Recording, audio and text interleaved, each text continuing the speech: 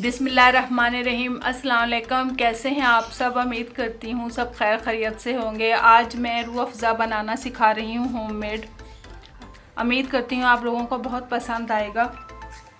इफ्तार में ये बहुत पिया जाता है। नज़र न्याज के लिए महरमों में इसकी सबीलें लगाई जाती हैं और ये गर्मी में बहुत इस्तेमाल होता है। लोग इसे तुख्मे मलंगा डालकर पीते हैं। बहुत कदीम ज़माने से लोग इसे इस्तेमाल करते चले आ रहे हैं। ये हर दिल अजीज़ है। ये मेरा भी बहुत फेवरेट है, इसलिए मैं आप लोगों को बनाना सिखा रही हूँ। तो चलें बनाना शुरू करते हैं। जो अज़्ज़ा इसमें शामिल होते हैं वो मैं आपको बता देती हूँ। ये 4 कप चीनी लेनी है और उसमें ये पानी जाएगा और अर्के गुलाब है और ये सिट्रिक एसिड है ये जाएगा और रूह केवड़ा है ये जाएगा और रेड फूड कलर है ये जाएगा इसमें और थोड़ा सा नमक जाएगा। बस यही है इसके थोड़े से अज़्ज़ा। तो चलें बनाना शुरू करते हैं किचन में। सबसे पहले 1.5 कप पानी डालें पतीली में रूह अफ़ज़ा बनाने के लिए और 2 कप चीनी डाल दें।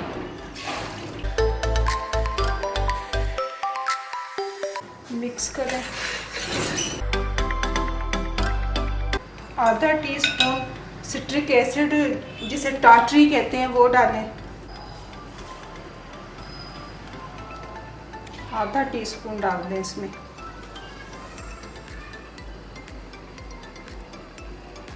क्वार्टर टीस्पून नमक डाल दें।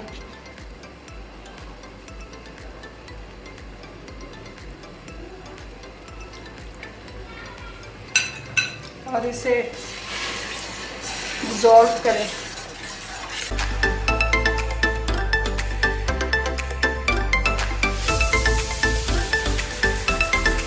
ये दाना चीनी का ख़त्म हो गया, ये देखें बिल्कुल घुल गई है चीनी इसमें, अब दाना नहीं है इसमें। अच्छा, अब ये 5 मिनट तक इसको पकाना है। 5 मिनट तक इसे बॉईल होने दें। घड़ी में देख के आपने 5 मिनट तक इसको बॉईल करना है।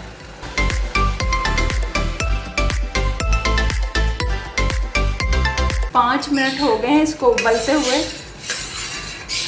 अब 1 कप खौलता हुआ गर्म पानी इसमें डालना है, लेकिन 2 तो एक टीस्पून टेबल स्पून करते हुए थोड़ा थोड़ा करके इसमें शामिल करें। 2 टेबल स्पून करते हुए शामिल करें। बिल्कुल खौलता हुआ पानी इसमें डालना है।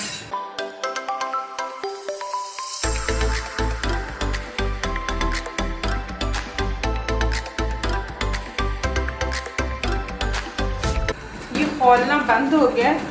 इस स्टेज पे 2 कप और चीनी डाल दें।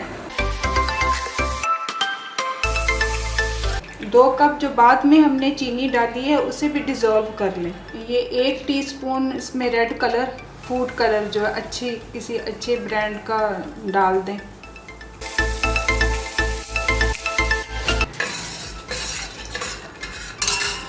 थोड़ा सा क्वार्टर टीस्पून और डाल दें।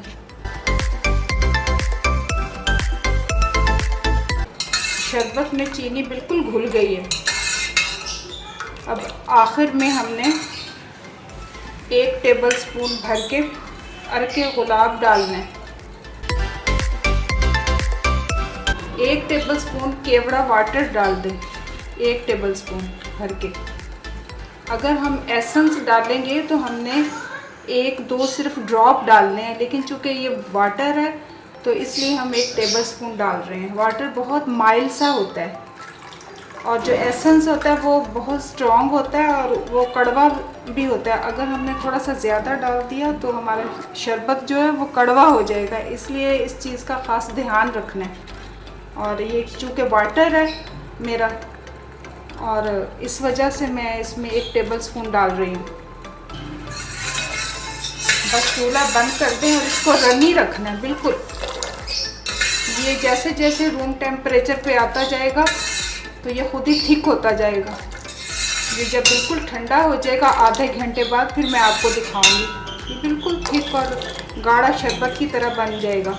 अभी तो ये रनी रनी और पानी पानी सा लग रहा है, लेकिन जैसे रूम टेम्परेचर पे आता जाएगा ये गाढ़ा होता जाएगा। आधा घंटा हो गया है और ये ठंडा हो गया है शरबत। बहुत ज़्यादा ठंडा नहीं हुआ, तकरीबन 1 घंटा लगेगा इसको। मैं इसको पोर करते हुए आप लोगों को दिखा रही हूँ। ये देखें इसकी थिकनेस। जब ये 1 घंटा हो जाएगा तो इससे ज़्यादा फिर ये थिक हो जाएगा। मैंने आप लोगों को प्रोफेशनल तरीके से सिखाया है, जैसे फैक्ट्रियों में तैयार होता है। ये बिल्कुल नीचे नहीं बैठेगा जैसे वो चीनी अक्सर बैठी होती है। अब मैं इसे बोतल में भर रही हूँ। मैंने ये बोतल तैयार कर ली है और अब मैं बना के शरबत आप लोगों को दिखाती हूँ। अब मैं शरबत इसका तैयार करने लगी हूँ।